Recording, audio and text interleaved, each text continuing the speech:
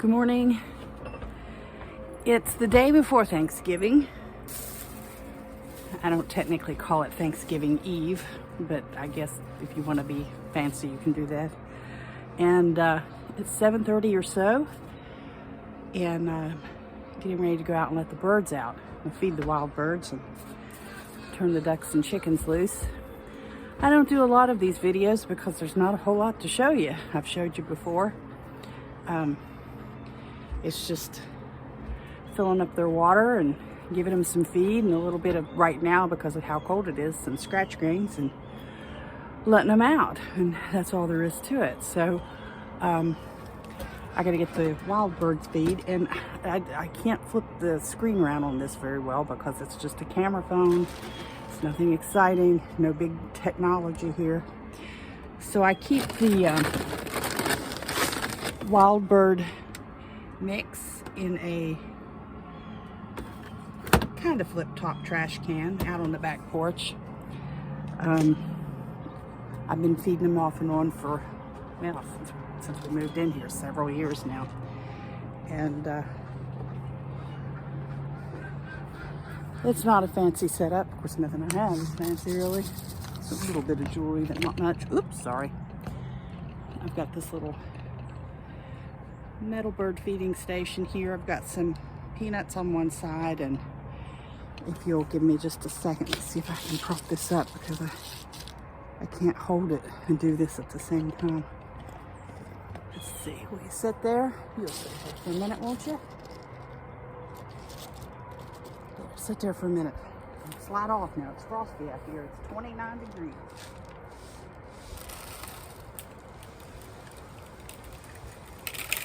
Yeah, still some, but that's okay.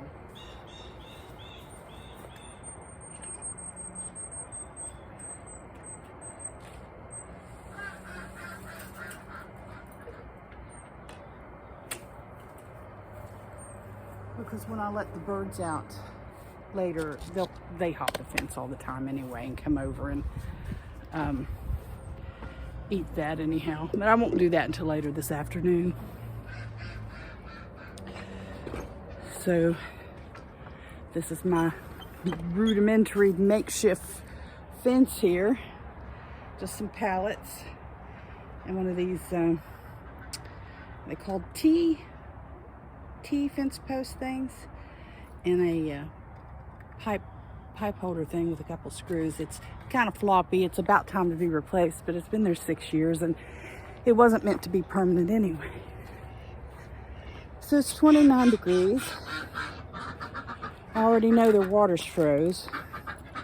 But what I'm gonna do first is put some feed out, and I keep their feed. I don't have a lot of trouble with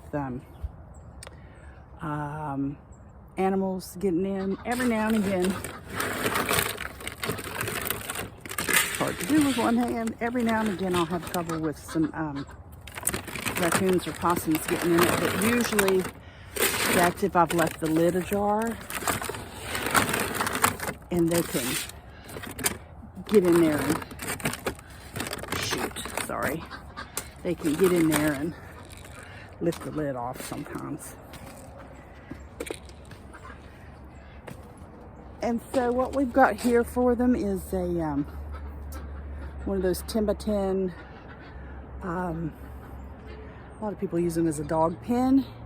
It's just really kind of thin aluminum. This is just thin poultry netting.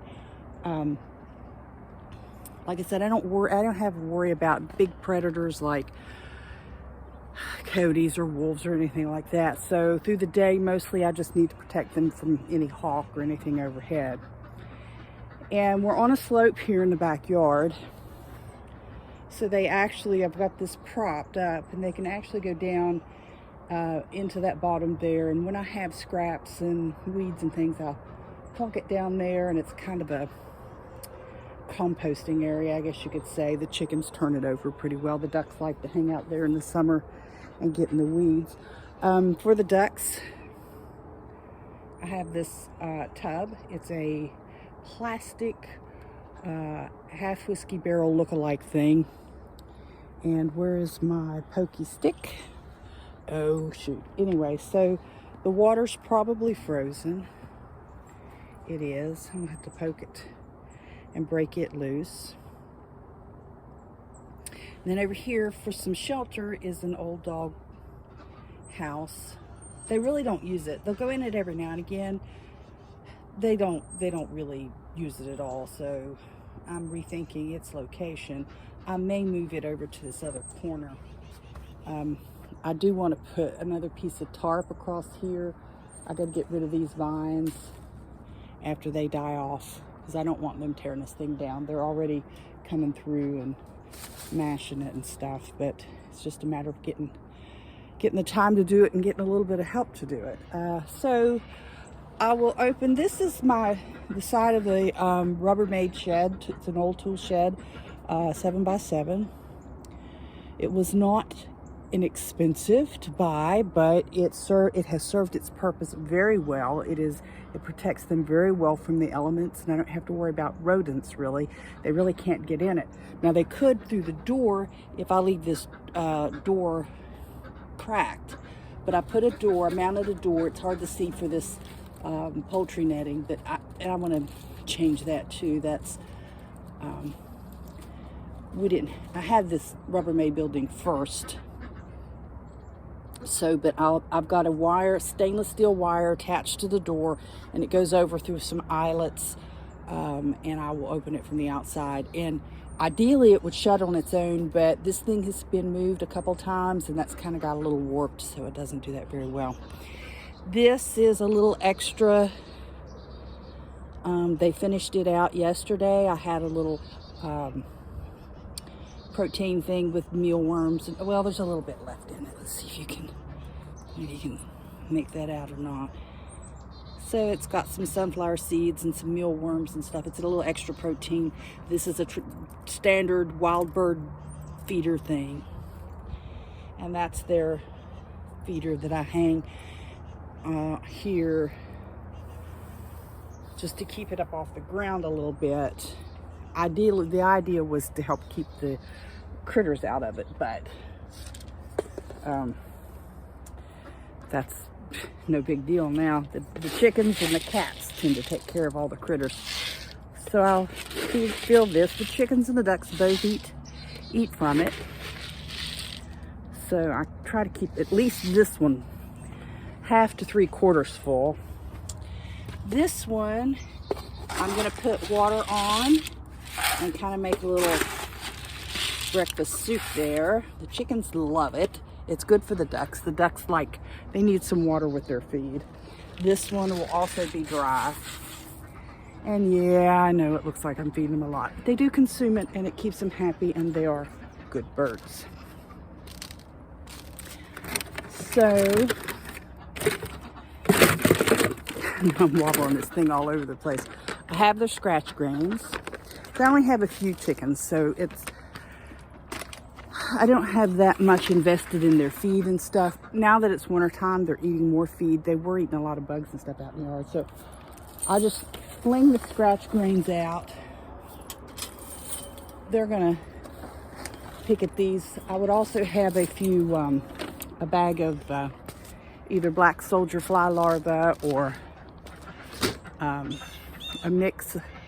insect mix that I would put in, but I'm out of that. I have to go to the store. I'll go Friday. They'll be okay, because I'll bring out some meat scraps and stuff and give it to them here after a while. Here's my pokey stick.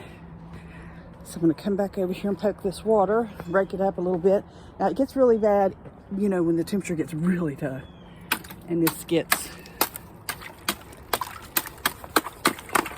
frozen hard. And when that starts happening, I slow down. I don't put as much water in it as often. They just have to shoot with a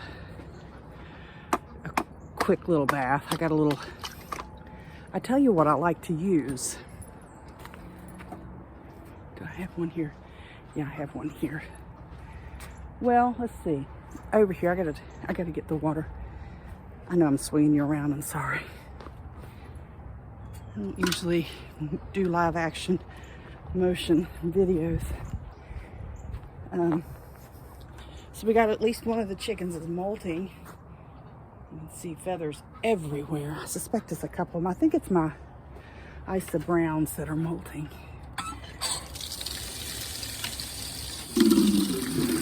So this, of course, they need fresh water.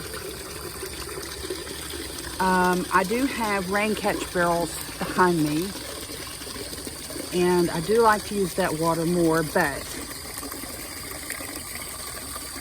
right now they're the spigots are frozen, so I can't turn them on until later in the day. Oh, I was going to show you this. Now this is the one that I like to use for the ducks' little short baths, but the idea is that this is rubber. This is a rubber tub from the Tractor Supply, and I'll set it out when I let them out, and I'll put water in it and let the back ducks play in that because they need water to clean themselves with.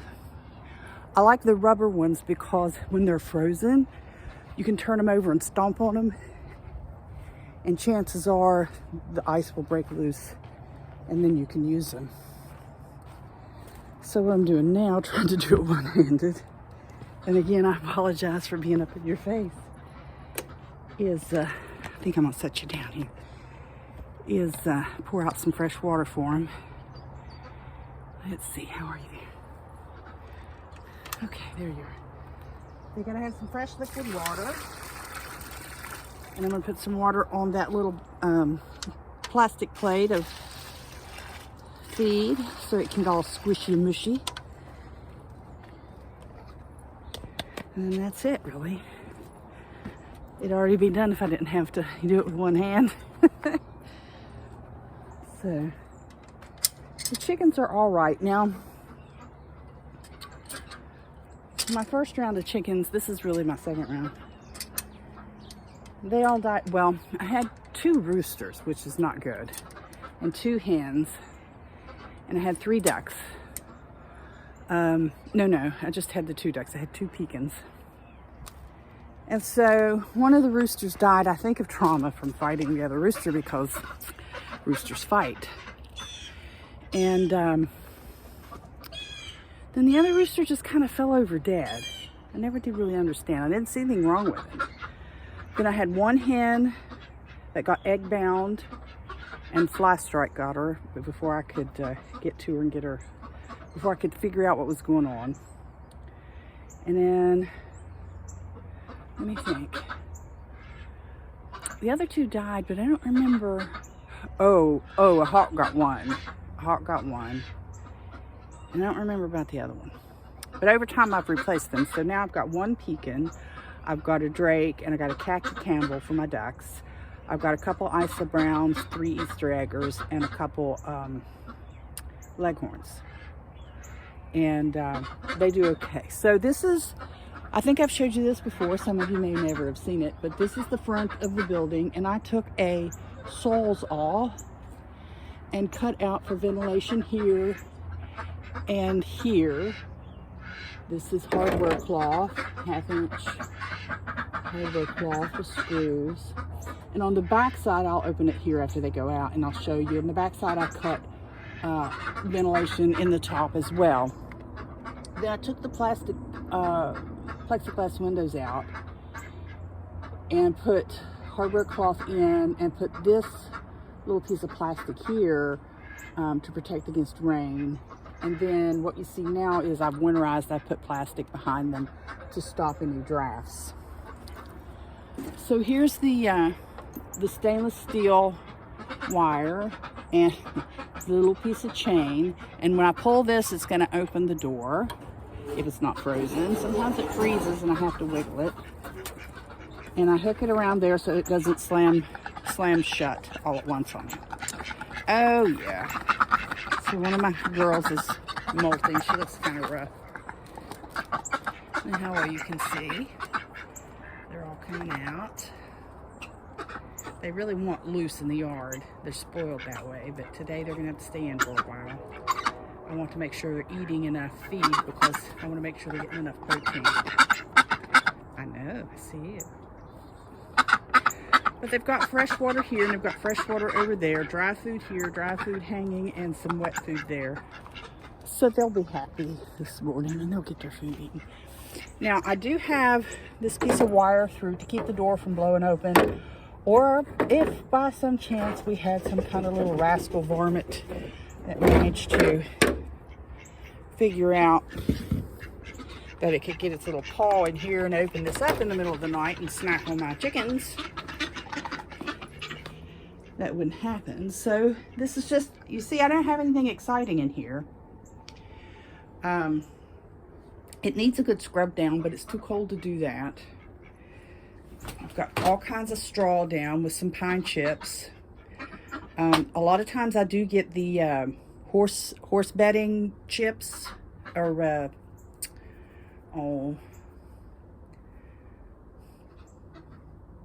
it's not called chips. What is it called? Pellets. Horse bedding pellets. And I'll put that down in here too. I'll do that when I pick up some more scratch grains and stuff for them. Probably Friday, maybe Saturday. I really don't want to fight Friday. But you see, up here is the other vent hole that I put in with the Sawzall. And I didn't want to do a whole lot more to weird out the structure. I thought about putting some windows in here, because you can buy windows and cut out and put in them, because they really need more windows, but I don't know. I won't do it. These 2x4s are on hooks that come with it. These come with it as a way to put some shelving up. And so I drilled a hole and I mounted those on them and put them in the corners for them to roost. That's a roost. They don't really like it that well. Some of them will sit on it, but not too often. There's some straw and some pine shavings, and that has an old plastic water in it that I use in the summer. These two plastic buckets, can you see those? I thought they would use them for nesting. They don't like them, but they get in them every now and again.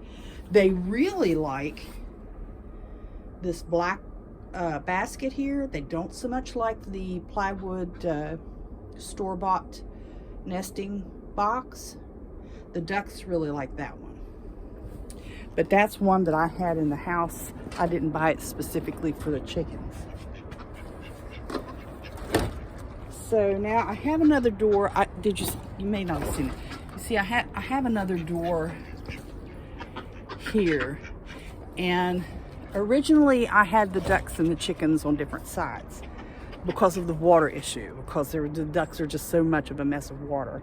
Then when we moved the building to its current location, I said, no, I'm not going to do that anymore. I'm on a hill over there. I'll let the water splash down over the hill. It'll be okay. This is the original coop that I bought, paid fair money for, and honestly, they're okay. I should have painted it. That's just kind of a base coat on it now. It really should have had some real paint put on it. You don't want to put more than 2 hens in this thing. I'm telling you, full size. I mean, if you get some bannies or you get quail or you get the little tiny chickens, that may be one thing. But regular laying hens, you don't want more than a couple in here, because there's just not that much space. They will have all of the grass and all of it tore up and nothing but mud in no time. It has technically a nesting spot for 3. And those things, those pieces of wood, are supposed to be their perch for the night. They don't like those. And that's a ceramic egg you see there right now, just to help keep them, because sometimes they forget and they like to lay their eggs out in the yard, and I don't like that because I can't find them, and sometimes I think the dog eats them. So that's it. That's my general morning. A little more frosty sensation this morning. And we will often turn them loose in the yard here. The yard still needs some work. We need to fix the fence. You can see where some trees have fallen on the fence and mashed it down. And so the dog has learned to get out. And I have put a temporary piece of fencing up here to keep the dog in the front half of the yard. The chickens hate that because they love going underneath our camper and taking their dirt baths over there. So there's that. I've got to go in now, and I'm going to put in a Walmart pickup order because there's a handful of things that I forgot to buy in all the grocery shopping I've done. Cool Whip being one, and my dad is a Cool Whip junkie, and I kind of am too, but I like to blame it on him that I didn't get. And some heavy whipping cream, a couple other little things that I'd like to get to have and finish up so that tomorrow won't be so hectic. I'll be making some cookies and cakes and pies today, and I don't know if I'll get this uploaded or not. I keep my oops, my sock come off. These little ankle socks on, and the boots pull them off all the time. You don't want to see my ugly feet halfway nail polished. So these are some old Thermalite boots that aren't really even, I've just got them where I can slide my feet in them. And they serve the purpose of going out there so that I'm not tracking this stuff and not using my good shoes and stuff. And as tacky and as not gutter, what's it called? Ghetto, redneck, whatever you want to call it. As awful as it is, I fling them over this gate like that. And I do that for two reasons, because they stay out here on the back porch. And I don't want spiders in them. I have a thing about spiders. Don't want no spiders in my boots. Don't want to come out here, put my foot in a boot, and there's a bug in there. No. So they're upside down here. It also keeps the weather out, so if it rains on them, it's raining on the heels. But these are just about shot. They've just about seen their better days. So I'm going to have to start looking for a new pair. And they got to be big enough that I can get my foot in there without untying them and tying them back. So this is where we started, the back porch. And this is how I do my mornings. And if I weren't carrying a camera phone around and trying to deal with it, I would have all of this done in probably about 10 minutes every morning, except for loading up the can with the food and stuff, that kind of stuff. Just the regular routine of water and feed and letting them out. 10 minutes maybe, 15 at the most extreme, and that's if I've got to dump out the big tub, the half barrel, and fill it back up. I do that in the mornings. I might empty it in the night, but I fill it up in the mornings. Because I can see. It's just a thing. So anyway, I appreciate you spending some time with me, and I'll have this up before too long. I've got a front porch feral cat I got to feed now, and we've got a few wild birds. Let me swing this around and let you. Oh, they took off on me. I don't know if you can see them or not. Maybe right there. I don't think they're going to come back while I'm standing here. There goes one. They're all up in those trees up there, waiting for me to get out of the way so they can have their breakfast. I don't know if you can see that or not. There's a bunch of them. There'll be blue jays and a lot of pigeons. Or I guess maybe that's a dove. I don't know. I think it's a brown pigeon myself. And some pretty colored birds, cardinals. There's a lot of cardinals that come out. Few little finches. See here, they're all coming now because I'm standing kind of still. Crazy pigeons. I tell you what I don't like. I don't like those blackbirds. My mother-in-law calls them grackles. I just call them ugly blackbirds. They just devour everything, and they're aggressive, and they run all the other birds off, and they just eat everything and leave nothing for anybody else. But anyway, that's it. I'll talk to you again soon.